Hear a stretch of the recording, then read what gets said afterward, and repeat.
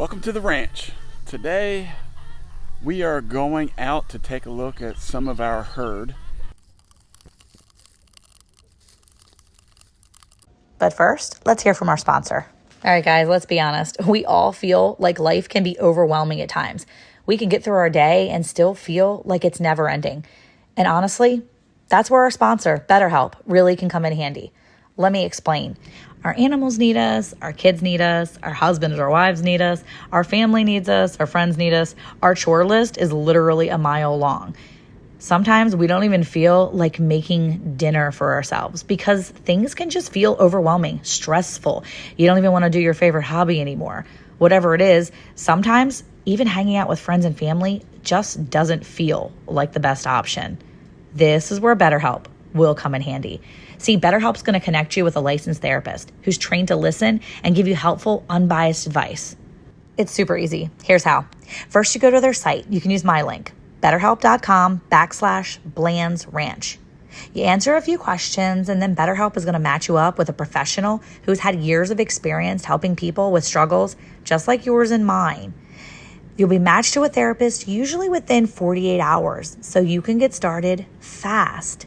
You can do it all from your phone or a computer, via phone call, video chat, or even messaging. Whatever makes you feel the most comfortable, it's literally the easiest possible way to start talking to a therapist. Let BetterHelp connect you to someone, a therapist who can support you all from the comfort of your own home, or maybe from the comfort of your backyard. Visit betterhelp.com/BlandsRanch or choose Bland's Promised Land Ranch during sign up and enjoy a special discount on your first month. And now, back to our video. One of the things that we've recently learned is kind of identifying where you are with your herd, with your flock, with whatever animals you are raising. In life, we already do that. We look at when we want to retire, how we're going to get to retirement, how old is our car, when will we need to replace it, the parts that are in the car, our houses, what's the age of it, what can we expect to replace or repair, and what time frame does that fall in? Well, the same is true with our herds or our animals that we have. Unfortunately, a lot of times we look at these animals as pets more than we do as provision. And while here at the Promised Land, we love our animals, we take care of our animals, there is still a very real purpose for them on our farm. A few years ago, we learned this the hard way. And what I mean by that is we had all these rabbits that were used for eating purposes, and our breeders stopped breeding the way that they should. And when we started to look at the life expectancy and or the breedability of the rabbits, we realized that they were outside of what we could really expect to be good breeders. And so that was the eye-opener for us as a family, as a farm, as a ranch, is where we needed to step back and truly look at all the animals that we have, the pigs, the chickens, the turkeys, the ducks, the cows, everything that we have, the rabbits, of course. We needed to look at them and understand, when can we expect for them to stop breeding the way that we need them to breed. This was a hard lesson for us to learn, not only because it impacted our rabbitry, but also we were starting to realize that some of our cows were of age to the point where now they were not dropping calves every year like we had expected. The reality of that is much more grand when you're dealing with cows, and the reason why is because their gestation period is 9 months. A rabbit is 28 to 32 days, I believe, right around that area. And so if the rabbits stopped producing, we could just easily replace them. But when it comes to the cows, that's something that's going to have a greater impact to us as a family, because now we're going to have to wait for 9 months to figure out whether or not they're pregnant. This is important for us to acknowledge, because even though we love these guys and we want to take good care of them, we also know that they have a grand purpose, a great purpose here on our farm, which is to feed our family so that we know exactly what we're putting in our body. It's very important to us. And so even though we love them, the reality of it is that they have a purpose. As we look at the cows and when they need to be replaced, and only you know that, because every breed is a little bit different how well they produce into their age. But for us, what we decided was right around the 6, 7, 8 year mark is when we really need to determine when that cow is ready to go. And the reason why that's important is because the last great step that they have is to be on our dinner plate. And that's harsh for some people, but that's the reality if you want to live off the land, live off grid, and have a lifestyle where you're not relying on grocery stores and or the government to give you what you need. One of the hardest things we had to do was to put down our bull at the end of his useful breeding life. Now, one of the tricks that we came up with to try to figure out whether or not our bull was getting to the age where he could or could not produce was we had 2 different types of bulls. Our main herd sire was a black Brangus, and our cleanup bull was this guy right back here, which is a Hereford or a Hereford, depending on where you're from. Now, the reason why that was important was because we needed to see that he could produce before we got rid of the first bull, but also it's important for us to understand because if he becomes dominant, then the other one really didn't need to be around any longer. So it's important to understand the coloring, and that's why we chose 2 different types of bulls like that, was we wanted to be able to see the difference in every calf. So because we have the Hereford bull back here with the white face, any bull that comes out, or any calf rather, that comes out with a white face or white markings like that, we knew that it was from him. But if it was from our herd sire, the black bull, then we knew that he was the daddy because there was no white in the face. So the other part of being very cognizant about your method and your strategy, and that's really what it comes down to, is what is your strategy to go from year to year with your herd or your pigs, again, your flocks, whatever it may be. And how are you identifying who is actually producing and who isn't?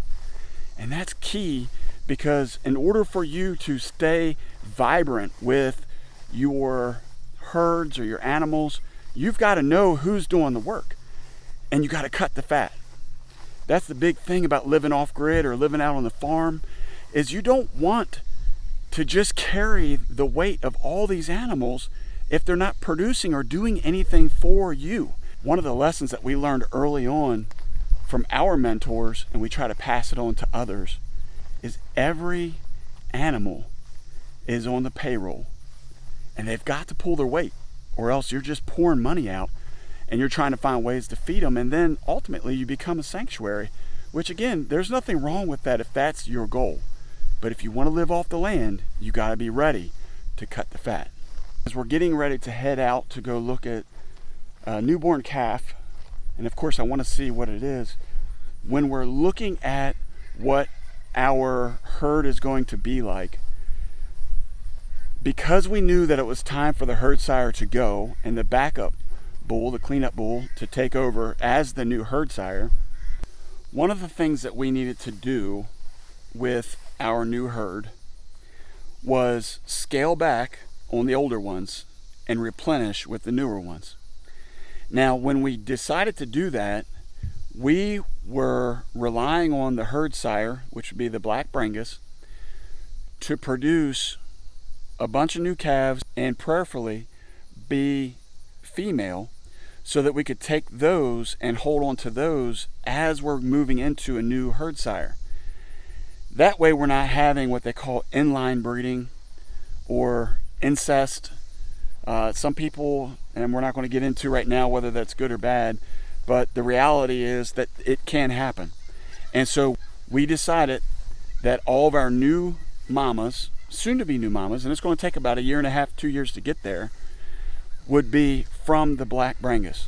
So when we go out here to one of these other pastures that we run, my hope is, 1, that it's a female, and 2, that it's a baby from the black Brangus. And we'll look at that, and I'll explain that when we see the little baby.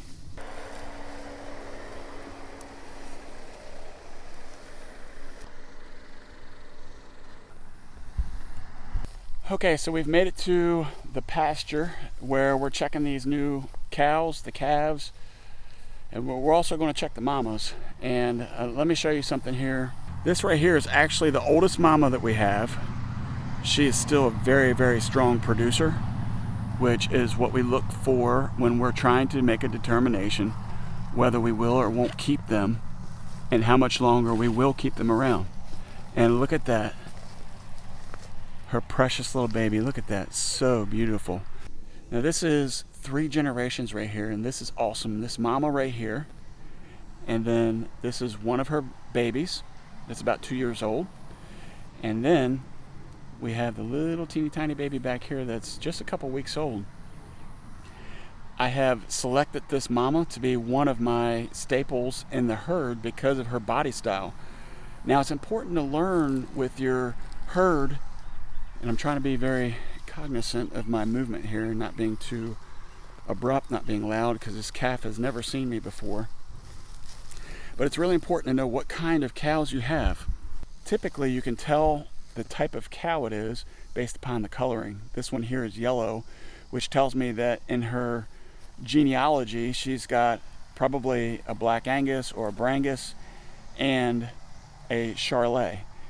And so her offspring are what I'm looking for from a bone density perspective, meat rendering perspective. All of that is super important for me in deciding which cows and which calves I keep. As I was discussing earlier about the coloring of the bull and being able to determine whether those bulls are able to produce before I get rid of the herd sire and move on to the cleanup bull as the main sire at some point in time. As I mentioned, that's where the Hereford is right now. And this right here, this little calf, because of the coloring, tells me that there is no Hereford inside of that baby. That's not her genes. Her genes was that black bull, which is why she's still got that yellowish grayish tint to her hair. If it was a Hereford, then the face would be white, much like this one right here. But also, even with one like this, the black bull producing from one like this would be less white in the face, whereas if it was a Hereford that was able to get her pregnant, then it would be more white with the white stripe, probably the white hooves, white on the belly. And this is why it's important to understand what you're producing and what your herd looks like. Because one, we're trying to produce good beef cows, but also you need to understand when your bull or your cows are at a place where they just can't produce like they once did. Guys, I wanted to make this video about how we look at things now because it was something that was really never taught to us. It's really important to make sure that you know what you have in your herd. You need to make sure you understand the life expectancy of production. And you don't want to push it to that very limit, because I have heard some people say that cows can produce up into the late teens or early 20s. The value of a cow at that point in time is minimal, and also I've heard of a lot of problems that people have had with their teat blowing out, mastitis, issues with their udder because they're older. It's just like humans. The older we get, the harder it is to produce, to have good babies, or in their case, good calves. And you don't want to push these animals because you're trying to be humane. You don't want to push them to the point of where they get hurt or wind up dying in birth. So those are some things to take in consideration as you start your herd and as you grow your herd. I hope this video has helped you. As I said, this is something I wish somebody had told me early on, and I learned the hard way, especially with cows, again, because their gestation period is 9 months. So if you're one of those guys or gals out there that are raising cows for beef, you're raising them for the use of milk, whatever it is, take those things into consideration with your herd. And even if you're dealing with pigs or your flock of turkeys, ducks, chickens, whatever it is, as a good, responsible farmer or rancher, you need to remember that everything has a shelf life. Hey, who likes good, strong mama cows that can raise some beautiful calves? Farmers do.